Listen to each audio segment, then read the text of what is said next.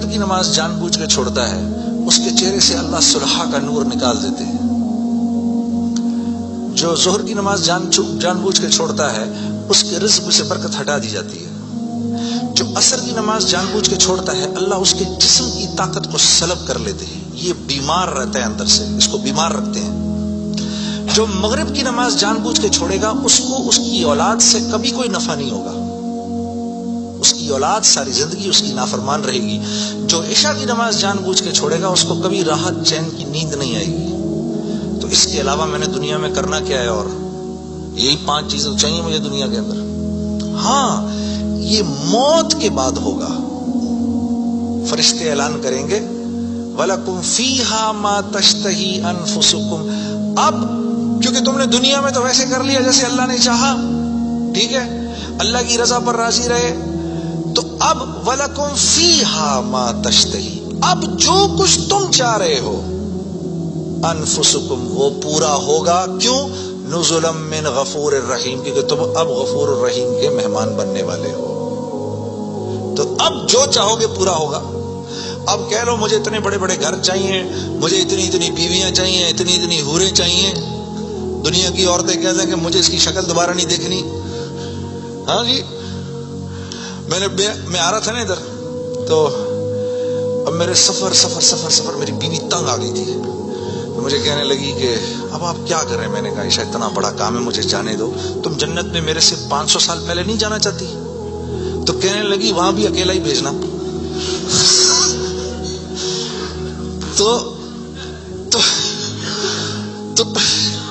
تو پھر مزے مزے ہیں، پھر جو آپ چاہیں گے وہ ہوگا. یہاں پابند کرنا ہے اپنے آپ کو اس دنیا میں، اور پابند کرنا اپنے آپ کو یہ سب سے مشکل کام ہے. یہ سب سے مشکل کام ہے، اپنے آپ کو پابند کرنا. دیکھو انہوں نے اپنے آپ کو پابند کیا، میڈیکل کالج کا تو ڈاکٹر بن گئے. وہاں جو سینئر ڈاکٹرز نے کہا وہی کیا. صبح کہا 8 بجے پہنچنا ہے، 8 بجے پہنچ گئے. وہاں پر جس پیریڈ میں، جس کلاس میں، جس ڈپارٹمنٹ میں انہوں نے کہا جی پڑھو، پڑھتے رہے. اس کے بعد 4-5 سال اپنے آپ کو پابند ہی تو کر کے گزارا، تو 5 سال کے بعد ڈاکٹر بن گئے. آدمی کو اپنے آپ کو پابند کرنا پڑتا ہے. دنیا میں جس چیز کو حاصل کر رہے ہیں اس کے لیے اپنے آپ کو پابند کرنا ضروری ہے. تو دین، اور پھر کیا ہے، جب پابند کیا تو اب ڈاکٹر بن گئے. اب ڈاکٹر بننے کے بعد ڈاکٹر بننے کے جتنے نفع ہیں اب وہ کمائے گا. یہ سیدھی سی بات ہے. تو دین کے نفع اٹھانے کے لیے کہ میں دین کے نفع اٹھاؤں، اللہ نے جو حکم دیا اس کے میں نفع اٹھاؤں، اس کے لیے پہلے ہمیں اپنے آپ کو پابند کرنا پڑے گا. اسی طرح سے اللہ جیسے کہہ رہے ہیں، جب وہ پابند کر لے گا تو پھر اس کے نفع اٹھائے گا، اور جو جتنا پابند کر لے گا اتنا ہی نفع اٹھائے گا. جیسے 1 گز زمین بھی زمین ہے اور پوری دنیا بھی زمین ہے. جس کے پاس 1 گز زمین ہے وہ 1 گز زمین جتنے فائدے اٹھائے گا، جس کے پاس پوری دنیا ہے وہ پوری دنیا کے فائدے اٹھائے گا. تو جس کی زندگی میں جتنا دین ہے اس نے دنیا میں نفع اٹھانے ہیں. جس کی زندگی میں جتنا کم دین ہے، پھر کیا ہے، مصائب اس کو گھیر لیتے ہیں. مصائب اس کو گھیر لیتے ہیں، حالات اس کو گھیر لیتے ہیں. کراچی سے، لاہور سے، فیصل آباد سے گلاسگو آ جانے سے حالات ٹھیک نہیں ہو جائیں گے. یہ کہیں اللہ کا وعدہ نہیں ہے کہ جگہ تبدیل کرے گا تو تیرے مزے ہو جائیں گے. نہیں، زندگی بدلے گا تو تیری زندگی بدلے گی. چاہے تو غربت میں ہے، چاہے تو امارت کے اندر ہے، چاہے تو وزیر ہے، چاہے تو محکوم ہے، چاہے تو دکاندار ہے، چاہے تو کارخانے دار ہے. اگر میری مرضی کے مطابق چل رہا ہے تو دنیا کی زندگی تیری ایسی بناؤں گا، دنیا کی زندگی کو تیرے لیے جنت کا نمونہ بناؤں گا. اگر میری مرضی کے خلاف تو چلے گا تو تیرے لیے تمام حالات اور تمام کامیابی کے نقشے ہونے کے باوجود تجھے مشکل میں ڈالوں گا.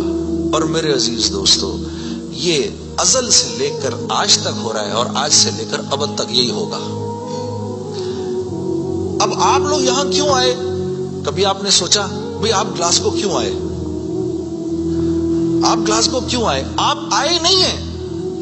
اخرجت للناس، ہم نے لوگوں کے نفع کے لیے تمہیں نکالا ہے، ساری انسانیت. اخرجت للمسلمین نہیں، مسلمانوں کے نفع کے لیے آپ نہیں آئے یہاں پر. اخرجت للناس، ساری انسانیت کے نفعوں کے لیے میں نے تمہیں تمہارے گھروں سے نکال دیا ہے. یا اللہ ہم نے کیا نفع پہنچانا ہے ان کو؟ تأمرون بالمعروف وتنہون عن المنکر، تم نے اچھائی خود کرنی ہے اور ان کو اچھائی کر کے دکھانی ہے. برائی سے خود بچنا ہے اور برائی سے خود بچ کے ان کو کر کے دکھانا ہے. آپ یہاں اس لیے آئے ہوئے، میں قرآن بتا رہا ہوں آپ کو. وَتُؤْمِنُونَ بِاللَّهِ، جب یہ کرو گے، جب تم ایسا کرو گے پھر میری ذات پہ تمہارا ایمان بنے گا، ورنہ نہیں. تب تم میرے حکموں پر چلو گے. ایمان نہیں بنے گا تو حکموں پر نہیں چلا جاتا، پھر اللہ کے حکموں پر نہیں چل سکتا آدمی. ایمان بنائے بغیر اللہ کو اللہ تو جانے گا، لیکن اللہ کی ذات کے تاثر سے دل خالی رہے گا. اللہ کی ذات کے تاثر سے، جیسے ابھی بھائی کہہ رہے تھے نا، دل، ابھی امجد بھائی کیا کہہ رہے تھے؟ دل اللہ کا گھر ہے. اس کا کیا مطلب ہے؟ اس کا مطلب یہ ہے، اللہ فرما رہے ہیں میں ساری کائنات میں کہیں نہیں سما سکا ہوں تو صرف ایک مومن کے دل میں آ کے سما سکتا ہوں. کیا مطلب ہے اس بات کا؟ اس بات کا مطلب یہ ہے کہ جیسے میں بھائی کے گھر مہمان آؤں، اگر یہ مجھ سے محبت کرتے ہیں، اگر میرا ان کا ایک تعلق ہے، تو یہ کیا کریں گے؟ میرے آنے سے 2-3 دن پہلے ہی گھر کو صاف کر دیں گے، گھر صاف کریں گے. پھر جس کمرے میں میں نے رہنا ہوگا اس کا کوشش کریں گے کہ بھئی یا تو اگر اس میں اٹیچ باتھ روم ہے تو باتھ روم کلین کیا جائے. پھر اگر باتھ روم قریب میں، یا اگر وہاں تو اندر نہیں ہے تو قریب میں جو باتھ روم ہے اس کو صاف کیا جائے. گھر کی شیٹس بیڈ پہ نہیں لگے، پردے صاف ہوں، قالین صاف ہو. بھئی بچوں کو اب کمرے میں نہیں چھوڑنا، بھئی خراب نہ ہو جائے. بھئی کل آ رہے ہیں، بھئی جنید صاحب کل آ رہے ہیں یہاں پر. یہ کیا مطلب ہے اس کا؟ یہ مجھ سے محبت کرتے ہیں. یہ نہیں چاہتے کہ میرے دل میں ذرا سی بھی خلش آئے کہ یار یہ مجھے کس کمرے میں. یا کبھی ایسا ہوا ہے کہ گھر میں کوئی نیا مہمان آ رہا ہو تو جس کمرے میں اس کو ٹھہرانا ہے اس کمرے میں بچے بھی کھیل رہے ہیں، گند بھی ہو رہا ہے، اور جب آئے تو بچوں کو کہا کہ ایسا کریں کہ بچے بھی ادھر ہی کھیلتے رہیں گے، تسی بھی اپنا سامان اتنے ہی رکھ دو کدھر. کبھی کیا ہم نے اپنے مہمان کے ساتھ؟